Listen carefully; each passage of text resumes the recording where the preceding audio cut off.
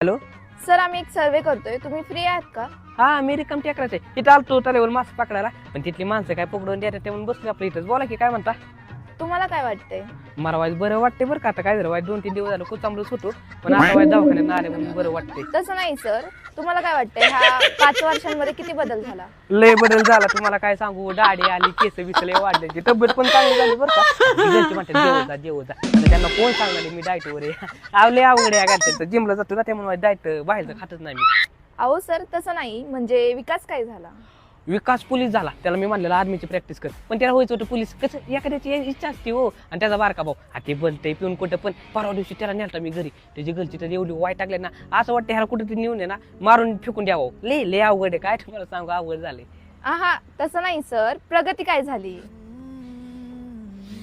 प्रगती 2 पोरांची आहे झाली. अहो लय प्रेम करतो राव त्या प्रगतीवर. आई